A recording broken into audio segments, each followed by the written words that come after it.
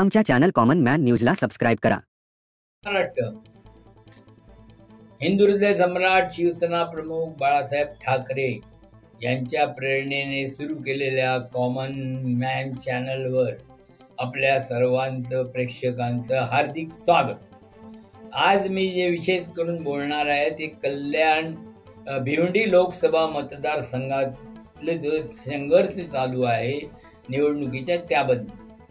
हे सांबरे साहेब जे आहेत त्यांचा आज मी एक आठवड्यापूर्वी त्यांनी जे स्टेटमेंट दिलेलं त्यांनी आणि बाळा मामा आणि मी एकदम जवळचे मित्र आहोत. आमच्या 2 मीटिंग माझ्या ऑफिसलाच झालेल्या आहेत. यापुढेही बघूया आणखीन 8-15 दिवसामध्ये ज्याचा जोर असेल ज्याचा चांगले रिपोर्ट येतील.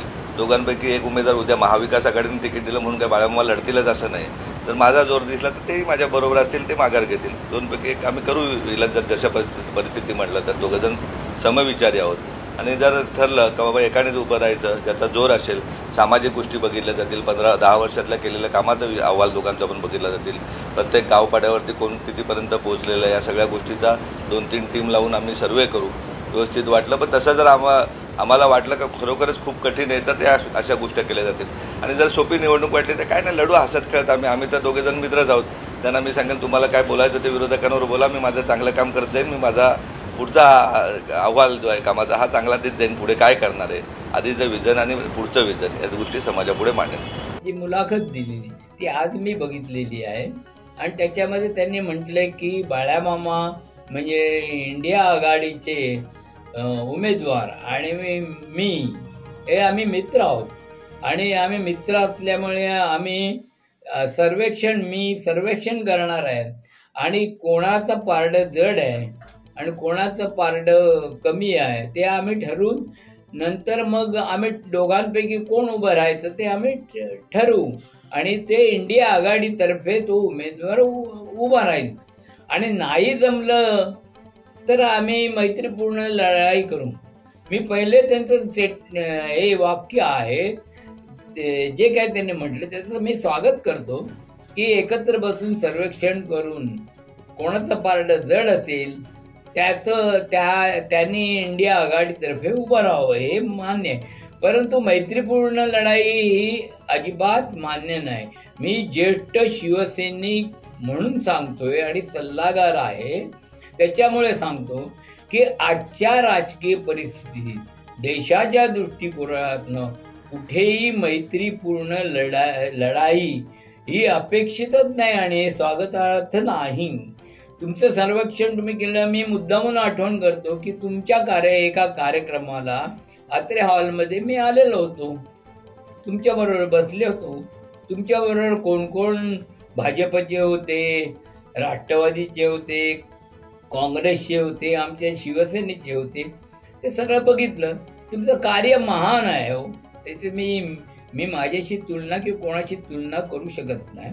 परंतु हे महान कार्य असताना तुमचे नंतर तुम्ही मला शिवजयंतीला फोन करून सांगितलं मी रात्री 10 नंतर येतो. तुमचं मी स्वागत केलं. त्या अगोदर तुमचे प्रचारक सर्व कार्यकर्ते हे माझ्याकडे त्याच्या अगोदर येऊन गेले आणि तुमचं सर्वेक्षण काय ते त्यांच्याशी मी चर्चा केली. त्याच्यामध्ये जे भाजपचे किंवा कोणी आज स्थानिक आमदार किंवा आणखीन कोणी इतर पक्षाचे लोक असतील तर त्यांच्या समोर मी सांगितलं हे सर्वेक्षण तुमचं चुकीचं आहे. भाजपचा कोणीही तुम्हाला मदत करणार नाही आणि आज तसंच घडलेलं आहे. जे तुमच्याबरोबर होते ते आज कपिल पाटलांबरोबर फिरतायत आणि जे कुठले मुरबाडचे आमदार वगैरे असतील त्यांना दिल्लीवरनं फोन आलेला आहे. त्याच्यामुळे ते काय तुम्हाला साथ देणार नाहीत आणि इथले जे कल्याणचे जे काय स्थानिक आमदार वगैरे असतील ते काय मला वाटत नाही तुमचे प्रचाराला बाहेर केले. मी त्याच दिवशी सांगितलं. त्याच्यामुळे तुमचं अर्ध सर्वेक्षण आहे ते संपूर्ण संपलेलं आहे.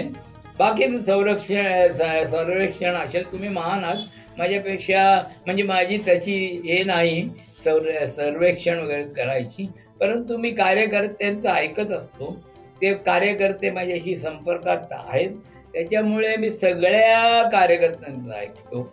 त्याच्यामुळे तुम्ही सर्वेक्षण करा पण मैत्रीपूर्ण लढाईत शिवसेनेच्या कोणीही व्यक्ती, कोणीही पदाधिकारी आपल्याला साथ देणार नाही, एवढं निश्चितपणे सांगतो. आजच्या राजकीय घडामोडी या आहेत. जिथे सभागृहात विरोधी पक्षाला बोलून दिलंच नाही, तिथे तुम्ही एक निवडून जाऊन काही करू शकत नाहीत, असं माझं मत आहे. आणि त्याच्यामुळे हे सत्ता बदली केलीच पाहिजे.